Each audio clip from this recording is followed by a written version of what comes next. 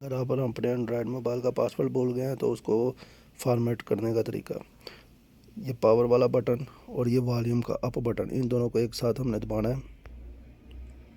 ये वॉल्यूम का बटन ऊपर वाला और पावर बटन, इन दोनों को एक साथ दबाया तो ये इसकी सेटिंग आ जाएगी।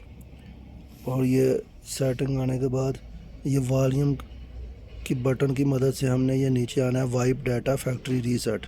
वॉल्यूम का नीचे वाला बटन से हम डाटा फैक्ट्री रीसेट पे आएंगे और इधर आके पावर ऑल वाले बटन से ओके करना है। अभी ये आ गया, इधर आके फैक्ट्री डाटा रीसेट, इसको ओके करना है।